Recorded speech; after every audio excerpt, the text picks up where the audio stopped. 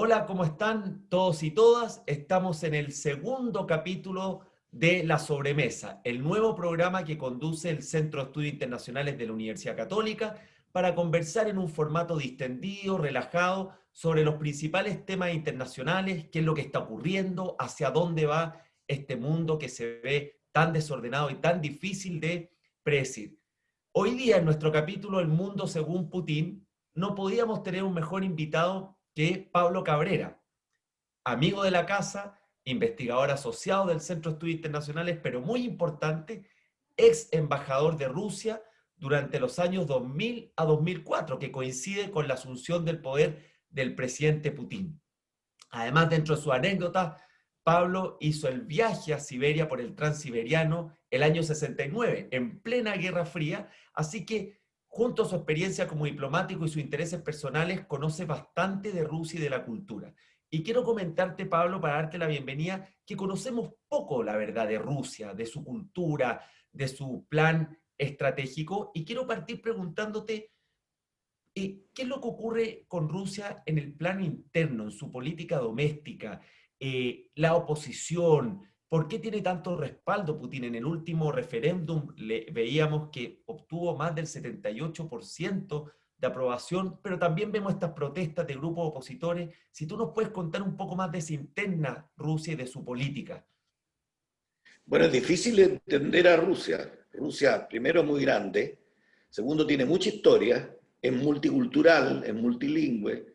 Y tiene una faceta occidental y una faceta oriental, como lo expresa su propio escudo, el águila bicéfala, una mirando hacia el oriente y otra mirando hacia occidente. Entonces, eso es difícil hacerlo. Pero obviamente que la unidad de Rusia es un tema central y ha estado presente siempre en la impronta y en el ánimo de los gobernantes de Rusia. Así, no es fácil gobernar a Rusia, no fue fácil en la época de los zares, no fue fácil en la época de la Unión de Repúblicas Socialistas Soviéticas y ahora en los, temas en los tiempos de la Federación Rusa, pero eso viene mucho antes desde los rusos, de atrás, que tiene expresiones hoy día también en relación con Ucrania y en relación con otros lugares y países aledaños a Rusia. Pero Rusia es un país que se gobierna con un gobierno central de un presidente de la República muy potente, con un primer ministro, o sea, un gobierno semipresidencial, podríamos decir así, pero con un fuerte presidente, y con una Duma, que sería el Congreso, que aporta su lado legislativo, obviamente, de refrendar las iniciativas presidenciales y del primer ministro. Pero a su vez es un país que tiene muchos estados diferentes. Entonces, lo primero que hizo el presidente Putin, para ponerlo más cerca ahora en el tiempo, como se llama el mundo según Putin, yo creo que, bueno, el mundo según Putin revela un poco lo que es el mundo according to, como dicen los ingleses, ¿no? El mundo, hay una película famosa y un libro de John Irwin que se llama El mundo según Garp, que a la larga expresa muchas situaciones que existen en el mundo. Y Rusia expresa un poco eso, muchas situaciones que existen en el mundo y en el mundo de hoy. Por eso cuando sube el presidente Putin y venía a Rusia con una dificultad muy grande, saliendo de un gobierno muy difícil, que era el gobierno de Yeltsin, que había asumido después de la desaparición de la Unión Soviética, el presidente Putin encuentra que el principal catástrofe del siglo XX fue la disolución de la Unión Soviética. Así que imagínate con lo que pensaba cómo tenía que gobernar Rusia.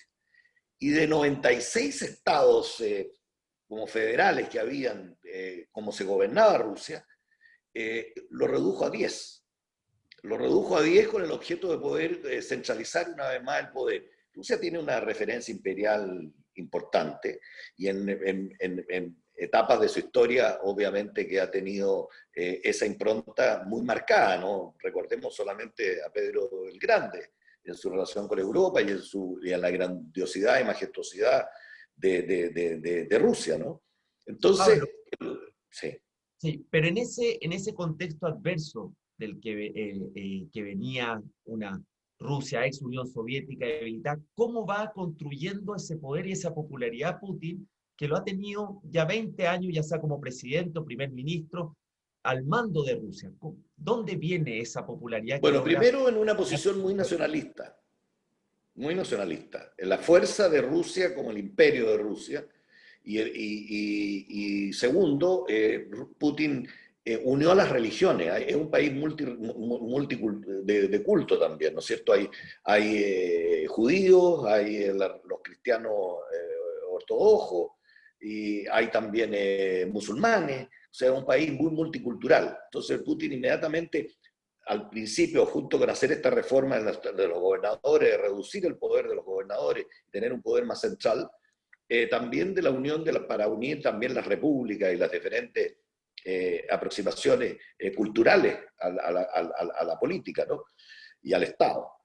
Por el otro lado, unir a las religiones. Y también empezar la reconstrucción un poco de este país industrial que estaba a muy mal traer, ¿no? Entonces, eso también significó una transición en la cual estos burócratas que aparecieron también pasaron las platas de la ayuda internacional, pasaron a los bolsillos directos de este grupo de personas que produjo un hoyo financiero en el Estado bastante grande.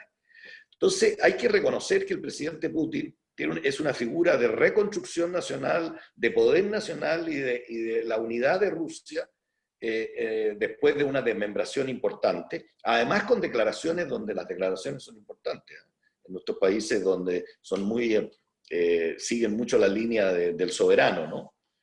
Obviamente que esas declaraciones de poder, de aglutinar el poder y de decir que Rusia tendría que volver a ser lo poderosa que fue antes, obviamente que tenía una importancia para poder caminar en ese mundo de la Guerra Fría, que era uno de los dos poderes importantes, ¿no? Pablo, ahora uno ve a Putin estas 2 décadas y ha enfrentado situaciones como, por ejemplo, importantes dificultades económicas, incluso recesión en algunos periodos. Ha ido totalmente contrario a lo, entre comillas, políticamente correcto. Se me viene a la mente las Olimpiadas, cuando él hace declaraciones respecto a minorías sexuales. Está todo el tema de las minorías políticas, pero su popularidad, a pesar de todo lo que te menciono, sigue muy alta. ¿Dónde está esa fortaleza de que, a pesar de que incluso en periodos con la economía en situación adversa, con el tema de las minorías políticas, después vamos a entrar al tema del supuesto envenenamiento de Alexei Navalny, pero pareciera que su fortaleza, su popularidad, su respaldo se mantiene indemne a este tipo de eventos? ¿Cómo lo ves tú? ¿Lo ves así o ves Bueno, en que... eso tenemos que manejarnos con la duda, ¿no? Rusia no es una democracia tradicional. En sus términos de reconocimiento es un país democrático en términos de división del poder, pero obviamente que hay muchos controles y hay que ver también a la pregunta anterior que se relaciona con esta, el presidente Putin, su historia como hombre público, ¿no? El presidente Putin fue un oficial de inteligencia que trabajó en la inteligencia fuera de Rusia, en la Alemania oriental en aquella época, después vuelve al gobierno de San Petersburgo, un gobierno más chico, que era al amparo del gobernador y el alcalde de San Petersburgo, donde empieza a ejercer su poder, y después se transforma en ministro de Seguridad y jefe de la FSB, de que es la Fuerza de Seguridad del Estado. Entonces, obviamente que él tiene una trayectoria de manejo del poder y el manejo de la inteligencia de una manera muy palpable. Por el otro lado, las elecciones en Rusia no han contado todas, siempre con observadores extranjeros que las garanticen como elecciones a la usanza y al estilo occidental. Entonces, también tiene que ver con la idiosincrasia de su pueblo, los sistemas de votación. Pablo, ¿y Eh, las cuando, minorías políticas, te hace ruido ese tema? ¿Cómo se trata a los opositores políticos? Hoy día vemos el caso del envenenamiento, pero tenemos antecedentes en el pasado. ¿Hay ahí un tema que más allá de la preocupación en la comunidad internacional pueda ir también constituyéndose en una suerte de bomba de tiempo a nivel interno? Bueno, hay diferentes partidos políticos, han habido movimientos también de reivindicación importantes, se han sido aplastados por el gobierno en unas purgas bien interesantes, digo interesantes en cuanto a impacto, ¿no? Hay que acordarse de la guerra de Chechenia, hay que acordarse de otros lugares que han tenido este tipo de movimientos. Yo creo que siempre está latente el tema de la división adentro y también la fuerza del Partido Comunista, metodologías del Partido Comunista son conocidas en todas partes y eran el rector de cómo manejaba el poder el Partido Comunista. O sea, creo que peligros de pérdida de poder o de pérdida de popularidad del presidente Putin siempre hay, incluso hay muchos elementos que señalan que así sea, y han habido manifestaciones en las elecciones recientes, que fueron unas elecciones muy criticadas en la reforma constitucional reciente, con respecto a lo que son los estándares de derechos humanos occidentales y de lo que son a nivel de los organismos internacionales, y las minorías sexuales y las minorías de diferentes maneras. Entonces creo que las diferencias, creo que hay una sociedad hoy día que no se maneje en cuanto a su diversidad, obviamente que siempre es latente la posibilidad de que haya disrupción. Claro. Estamos en la sobremesa, el nuevo espacio de conversación del Centro de Estudios Internacionales, que nos pueden seguir en Spotify, en nuestro canal como organización. Y estamos conversando con Pablo Cabrera en esta conversación del mundo según Putin. Quiero llevarte, Pablo, a la geopolítica, donde Rusia cumple un rol muy importante. El primer tema de geopolítica es geopolítica y energía. La tensión que se está dando entre Rusia y Alemania a partir del envenenamiento que ya mencionamos de Alexei Navalny, y donde vemos que Alemania, cerca del 50% de su consumo de gas viene importado desde Rusia, y hay una importante inversión hoy día de un gasoducto, una segunda etapa, que va a permitir aumentar esa capacidad. ¿Cómo ves tú ese cruce geopolítico, pero también con intereses económicos, intereses de la sociedad alemana, que pudieran limitar eventualmente aplicar sanciones a Rusia?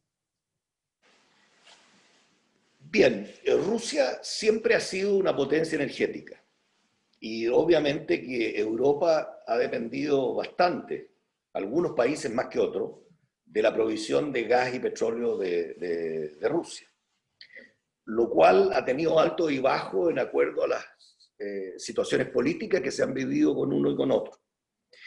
Y para Rusia es tremendamente importante esto, pero obviamente que en este espacio, una de las situaciones más complicadas que han habido fue quizás las sanciones económicas recientes que se le impuso la Unión Europea a Rusia, a la Federación de Rusia, lo cual le trajo muchas dificultades internas a Rusia y puede ser producto también de estas manifestaciones, de este descontento que hay. Entonces, ha dependido muchas veces esta provisión de gas de situaciones políticas, sea en los países, en algunos países, o sea del tránsito de los oleoductos o los gasoductos por algunos otros países para llegar a destino. Y esto siempre ha traído problemas, son los problemas que trajo con Ucrania, son los problemas que trajo con Bielorrusia, son otros tipos de problemas con Turquía, por donde, los lugares donde pasa el petróleo o el gas. Y obviamente que con Alemania, desde hace mucho tiempo, empezaron a negociar, donde participaron altas autoridades alemanas ya en retiro, siendo parte de la empresa que negociaba con Gazprom, con Rusia, para la provisión de gas y de petróleo, por un gasoducto directo, que no pasara por ningún otro país, el Stream 2. Exacto. Y este gasoducto, exactamente, esto ya estaba a punto de empezar a funcionar, está a meses de empezar a funcionar. Ha sido una tarea enorme. Así que yo creo que este hecho del envenenamiento de Navalny, de un personaje ruso que pretende participar en las elecciones rusas o transformarse en un líder, o se ha transformado en un líder, este envenenamiento y que haya ido a Alemania porque no le daba seguridad que en su país podía ser tratado convenientemente, ha levantado voces en Alemania con respecto a la agenda de derechos humanos y a la agenda que supuestamente Rusia ha desarrollado hacia otros países usando el tema del envenenamiento para deshacerse de supuestos detractores o enemigos de su país. En ese contexto hay que recordar lo que ha sucedido con Gran Bretaña, dos veces, ¿no? Tanto con el polonio primero, con Claro. Litvenko, y después en Salisbury con Skripal y su hija, también con el entrenamiento con este mismo elemento de Novichok. Ahora bien, hay alguna diferencia. Hay alguna diferencia porque en los otros dos casos, en los casos de Inglaterra de envenenamiento, se trataba de agentes reconocidos que habían sido del servicio secreto o del servicio de inteligencia ruso, que se habían pasado a los servicios de inteligencia del M16 de Gran Bretaña. O sea, ahí se podría haber entendido una guerra entre grupos, entre proxies, y siempre Rusia ha señalado, y no hay por qué no creerle, porque las evidencias después, el juicio está ahí, pero no han salido las últimas evidencias, de que son grupos que no están mandatados por el gobierno, son grupos que ejercen su acción quizás al amparo de una situación legal o de una situación de sistemas de inteligencia que producen esta situación. Esto otro es distinto. Este es un personaje que nace desde otro espectro y que ha tomado cuerpo su acción en Rusia y supuestamente ha sido envenenado. Dejemos que corran las investigaciones, y en Alemania obviamente hay mucha presión para que se suspenda el flujo de gas desde Rusia. Yo creo que no va a suceder porque ya Rusia por un lado está muy afectado por las sanciones de la Unión Europea, y Alemania necesita verdaderamente esto. Entonces yo creo que van a buscar un punto, porque resulta muy difícil, a pesar que hoy día en el mundo, tú empezaste esta conversación diciendo que era el mundo muy desordenado, pero a mí me resulta difícil pensar que en el siglo XXI un presidente de la República, para incorporarlo esto en el nombre de nuestra conversación, un presidente de la República sea capaz de, en el siglo XXI, con esta de cantidad de comunicaciones que hay, verificaciones y transparencia, poder mandar a dar la orden para deshacerse de una persona a través de un envenenamiento. Claro. Eso podría pensar de que la persona desapareciera, ¿no? Que no quedara viva, ¿no? Es verdad. Entonces, lo que dices, Pablo, y hay que ver en qué sigue la investigación, porque además también Alemania tendría que pagar una indemnización millonaria por suspender, obviamente, ese proyecto de construcción. Ahora, y esto entra en todo el tema nuclear y en todo el tema de los organismos internacionales y cómo son los métodos de control nuclear y este circuito clandestino de ventas de productos nucleares desde el Tratado de No Proliferación Nuclear, que ha estado siempre presente como una espada de Damocles, que hay comercio clandestino de elementos nucleares y elementos químicos. Por eso hay un Tratado Internacional de Armas Químicas que ganó el Premio Nobel de la Paz. Exacto. Ahora, Pablo, hay otros temas geopolíticos, el de Alemania es el más reciente que estamos viendo. Te quiero llevar a Rusia y Bielorrusia. ¿Cuál es el papel ahí de Rusia en todo este... Bueno, con Bielorrusia es interesante recordar que la República de Belarus es una de las 4 repúblicas que formaron la Unión de Repúblicas Socialistas Soviéticas y además participaba en Naciones Unidas. Después, no obstante, la Unión de la República Socialista Soviética. Entonces, tiene una particularidad, obviamente, de unión y de mucha correspondencia con Rusia, pero también han tenido sus desavenencias. Hoy día, el presidente Lukashenko, obviamente que pareciera ser que hay un acto electoral viciado, en lo cual hay protestas importantes de democracia y de cambio del poder en Ucrania, pero Rusia junto con Bielorrusia y con Kazajstán formaron en su momento una unión euroasiática que se llamaba de unión. Incluso se pensó que incluso hubo iniciativas y tratativas de que Bielorrusia se uniera a Rusia y fueran un solo país, ¿no? Después vino el problema del gas, justamente del gasoducto que iba a Europa, y hubo problemas por el cobro del peaje que tenía que pasar el gas por Bielorrusia, lo que los distanció a los dos países. En suma, yo creo que va a ser difícil que Rusia apoye a Lukashenko si las protestas siguen. Yo creo que van a apoyar más bien a un reemplazante de Lukashenko, pero eso no significa geopolíticamente que Rusia va a decir, oiga, se va Lukashenko y Bielorrusia entra a la Unión Europea. Volveríamos a los problemas que tuvo con la Unión Europea a raíz del tema de Ucrania, a través del tema de Georgia y otros temas que han habido en ese espacio aledaño a la Federación de Rusia.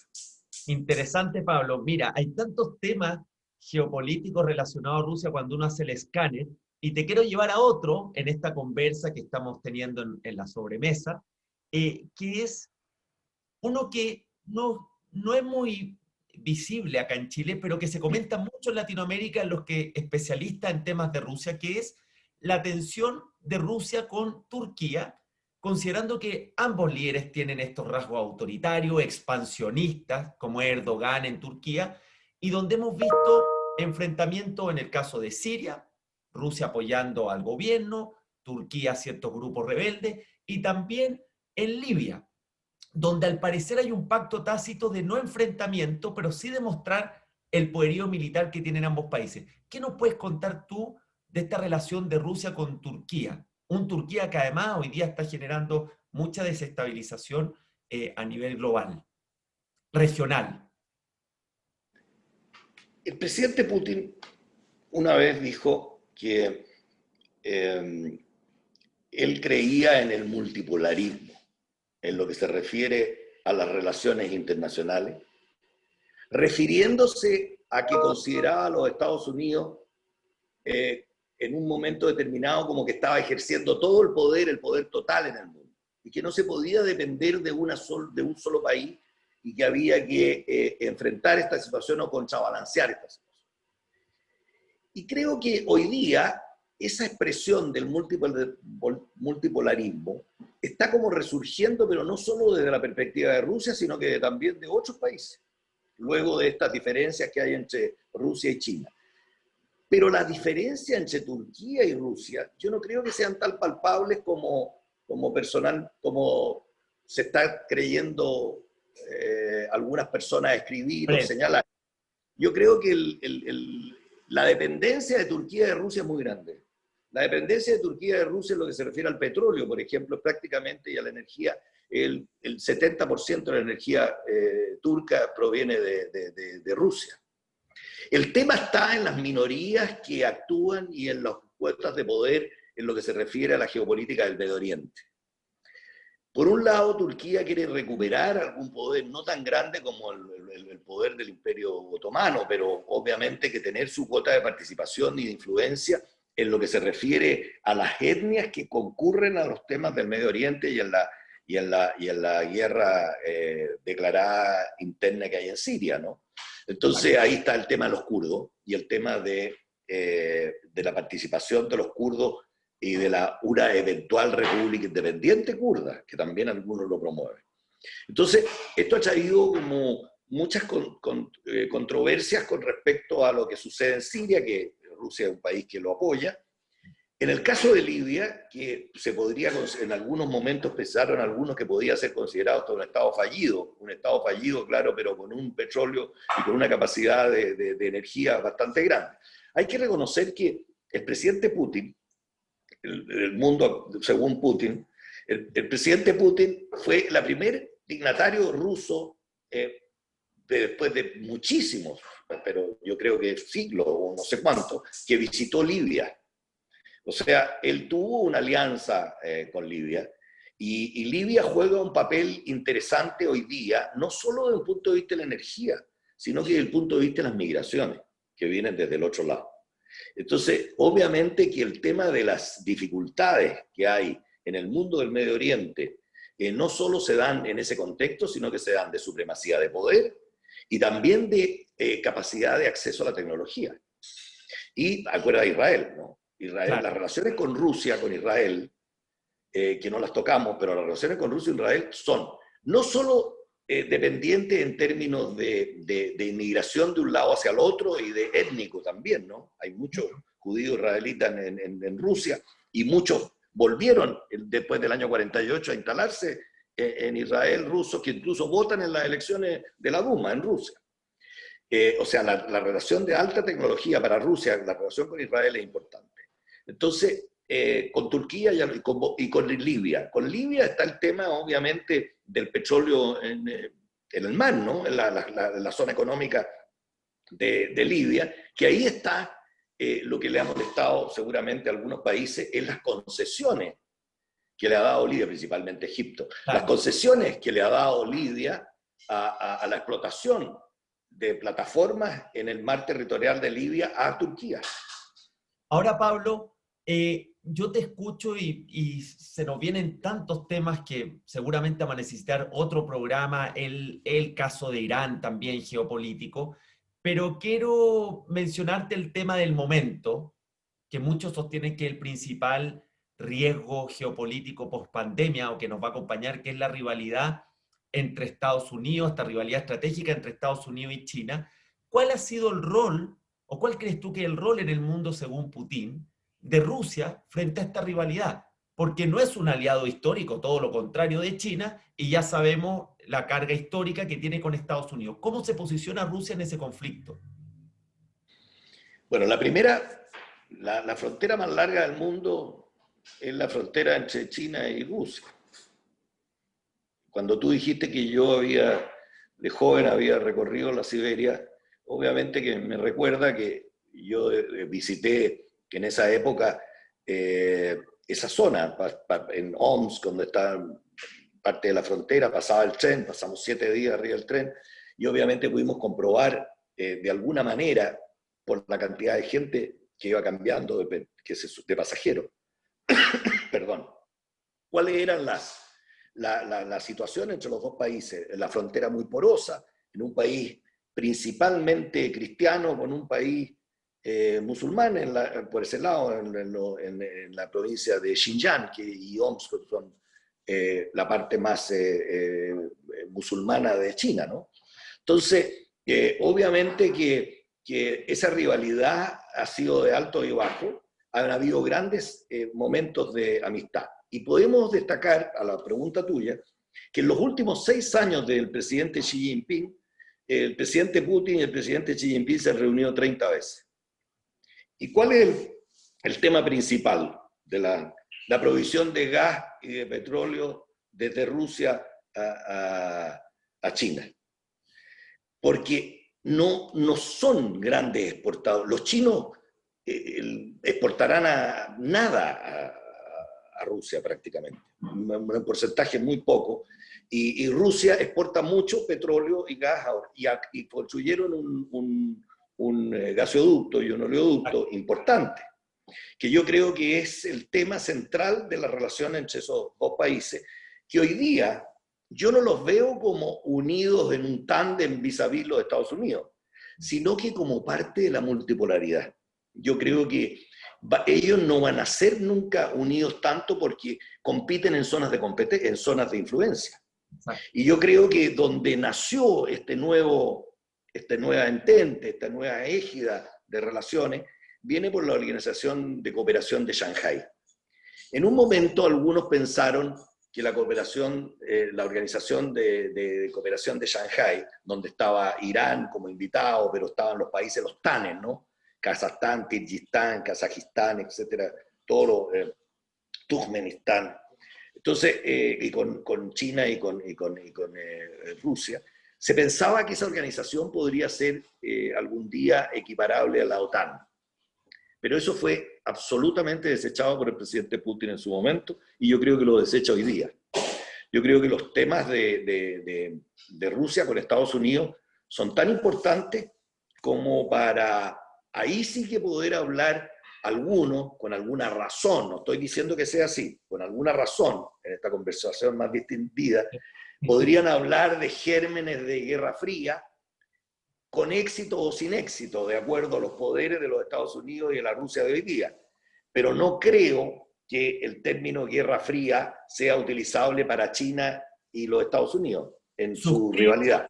Pablo, suscribo 100% contigo que este concepto de nueva Guerra Fría es más bien un término marquetero, periodístico, pero la rivalidad actual es completamente distinta a lo que fue Total. Guerra Fría. La relación, la interdependencia de los países no tiene ninguna comparación con la falta de interdependencia económica, comercial que tenía la Unión Soviética, la ex Unión Soviética con Estados Unidos. Pero es interesante lo que tú mencionas en esta, más bien, se va posicionando Rusia según sus intereses, más que llegase a tomar partido por uno u otro. Se me viene también a la mente, Pablo, de que China hace pocas semanas suscribió un acuerdo de entendimiento con Irán. También China, también con miras a a diversificar el suministro de energía que requiere. Entonces vemos quizás que este mundo, según Putin, hay un elemento de energía y geopolítica muy importante en todo lo que estamos conversando y cómo explica eso las dinámicas que se van dando en las relaciones. Entre el 2007 y el 2010, interesante lo que dices tú, entre el 2007 y el 2010 prácticamente todas las declaraciones y acciones que toma internacionalmente el presidente Putin de alguna manera se han configurado hoy día a Rusia como un actor importante en este multipolarismo. Sea para molestar, sea para desarrollar relaciones fructíferas, o sea para tener un poder y una influencia en el diseño de la agenda global. Y recordemos un poco el 2007.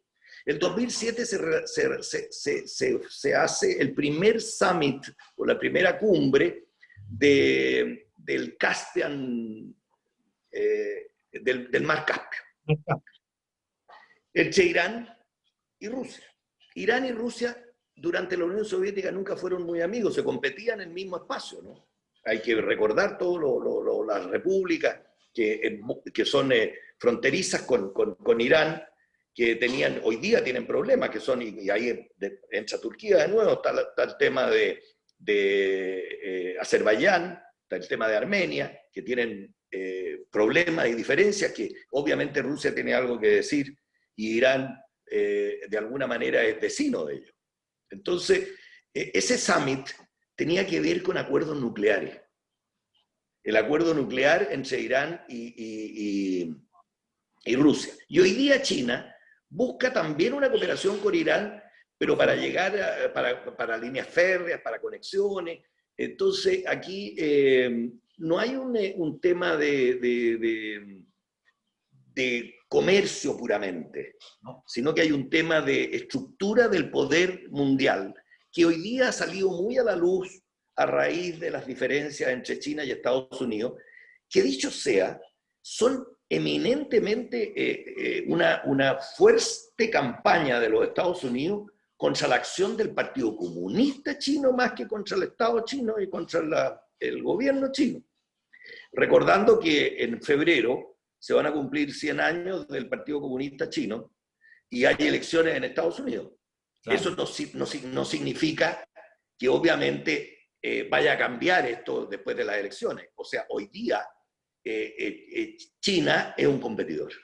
Sí. Y es un competidor fuerte. Y para Rusia y para Estados Unidos, en un tema de poder. Pero obviamente que las cosas se van acomodando en una gestión geoestratégica de influencia en el mundo, de los cuales nosotros, los de América Latina, no quedamos ajenos con respecto ni a China, ni a Rusia, ni a Estados Unidos.